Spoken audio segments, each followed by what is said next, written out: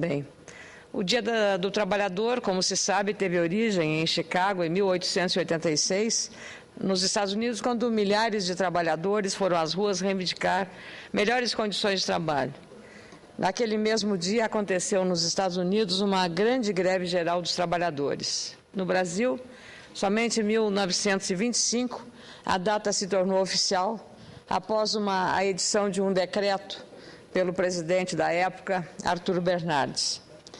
Mas a situação do mercado, ou melhor dizendo, do mundo do trabalho, cara presidente Vanessa Graziotin, hoje, com a crise que está vivendo a Europa, antes foram os Estados Unidos, é alarmante na definição de um relatório da Organização Internacional do Trabalho, hoje pela imprensa, relativo ao ano de 2012. As informações do documento foram reveladas ontem por Raymond Torres, diretor do Instituto Internacional para Estudos do Trabalho, ligado à OIT. Esse relatório prevê, cara presidente, que o número de desempregados chegue a 202 milhões neste ano, um crescimento de 6,1% comparativamente ao ano passado. Segundo o texto, a austeridade fiscal e as reformas trabalhistas em países em crise são responsáveis pela falta de criação de novos empregos. A austeridade não produziu crescimento econômico, disse Torres, o principal autor desse relatório. As ineficientes reformas trabalhistas não vão funcionar no curto prazo. Reformas em situações de crise tendem a produzir mais desemprego. Sobretudo na Europa, a resposta à crise tem sido corte de gastos, o que vem gerando reação política e também social. Ontem, milhares de espanhóis saíram às ruas contra medidas do governo, em um país com 24,4% de desempregados, uma das maiores taxas do continente europeu. Na França, o favorito para vencer a eleição de domingo, o socialista François Hollande, faz campanha com críticas aos cortes. A reação é tamanha que mesmo a maior defensora da austeridade, a chanceler alemã Angela Merkel, prometeu anteontem uma agenda de crescimento. Em média, 40% daqueles que procuram trabalho em países desenvolvidos no auge profissional entre 25 e 49 anos estão sem emprego há mais de um ano, informa o relatório da OIT. Até 2016, especialmente em países europeus, não se espera que a taxa de emprego volte a ser como era antes da crise de 2008. Esse cenário virá acompanhado de queda da produção. Estima-se que 196 milhões de pessoas estavam desempregadas no mundo no fim de 2011, portanto, no ano passado. Segundo Torres, o desemprego cresce desde 2011 em mais de 2/3 de países da Europa. O foco de muitos países da zona do euro na austeridade fiscal está tornando a crise de empregos mais profunda e poderia, inclusive, levar a Europa a uma outra recessão, previu o analista que fez o levantamento. O mercado de trabalho também patina nos Estados Unidos e no Japão, países muito ricos.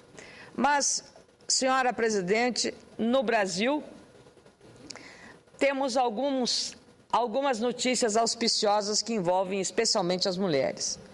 As conquistas dos trabalhadores brasileiros e trabalhadoras foram muitas desde 1925, quando se começou a comemorar o Dia do Trabalho. O salário mínimo, instituído em 1940, o 13º em 1962, os direitos trabalhistas que hoje ainda precisam de atualização em vários setores. O percentual de pessoas empregadas subiu, passou de 66,6% em 2000 para 70,8% 10 anos depois. Já o número de trabalhadores com carteira assinada passou de 54,8% para 63,9%. Mas, cara presidente, esses números são importantes, mas há muito a se avançar em aspectos como segurança dos trabalhadores no ambiente profissional e também na prestação de um serviço público eficiente com melhores condições de saúde, educação, segurança e transporte, que sejam serviços condizentes aos altos tributos pagos pelos brasileiros que trabalham 150 dias do ano somente para pagar impostos. Hoje mesmo, 30 de abril, vence o prazo para a declaração do imposto de renda. Mas nesse cenário também, cara presidente Vanessa Gradiotin, há uma notícia auspiciosa.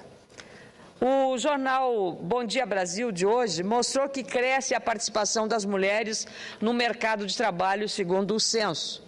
Em 2000, as mulheres ganhavam 67% dos salários dos homens com a mesma função. 10 anos depois, a diferença diminuiu e passou para pouco mais de 70%. Na matéria feita pela repórter Beatriz Tillman, foi revelado que o último censo feito no Brasil revelou que a participação das mulheres no mercado de trabalho cresceu. Hoje elas têm menos filhos e vão mais longe nos seus estudos. Quem diria há 40 anos que as mulheres teriam tanta força no mercado de trabalho? Era um tempo em que quase só os homens mandavam e predominavam, mas elas foram em frente, derrubando preconceitos, assumindo responsabilidades e dando conta.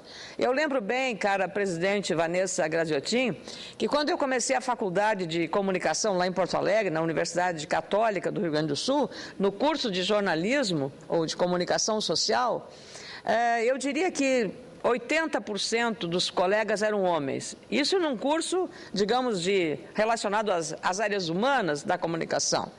80% homens, só 20% mulheres. Hoje está invertida esse percentual. E quando eu cheguei em Brasília, em 79, o número de jornalistas que faziam cobertura na área econômica e na área política, 80% eram homens e só 20% mulheres. Hoje, novamente, inverteu-se esse percentual.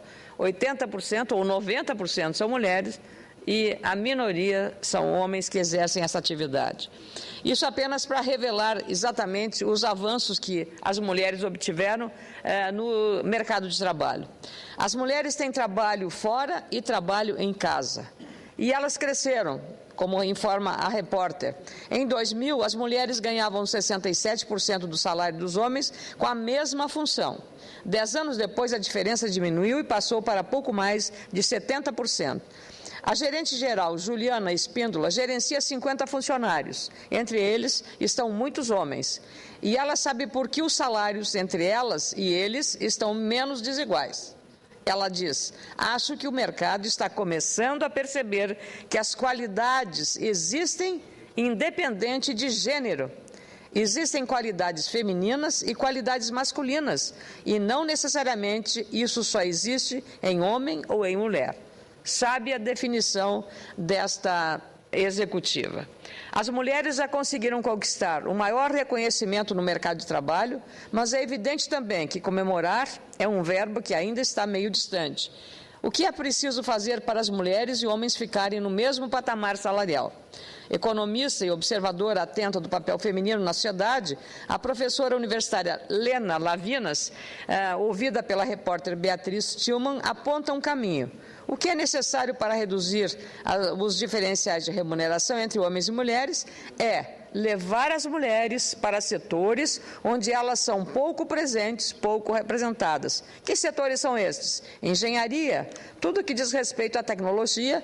Quanto mais mulheres estiverem em áreas que são mais técnicas, especializadas e com um componente tecnológico mais elevado, o nível de exigência será maior. Portanto, maior será também a remuneração. É isso que a gente tem que fazer, levar as meninas para as áreas técnicas e tecnológicas. E olha, cara, a senadora presidente Vanessa Gradiotin, não sei se tem acontecido com Vossa Excelência, mas comigo eu observo muito, tenho tomado aviões em Brasília ou em São Paulo, e muitos são pilotos de avião, mulheres, jovens, trabalhando numa área que era um mercado praticamente exclusivo de homens. Também já tomei muitos táxis com a motorista mulher. A gente vê também aí, na construção civil, um aumento expressivo das mulheres naqueles trabalhos que exigem um maior rigor e um maior cuidado cuidado, como na aplicação de uma cerâmica ou a colocação de um azulejo ou desses novos materiais. As mulheres estão realmente buscando, até nas oficinas mecânicas, elas estão presentes hoje com a sua dedicação e o seu empenho. Isso é uma busca de uma nova relação dentro do mercado de trabalho para as mulheres modernas.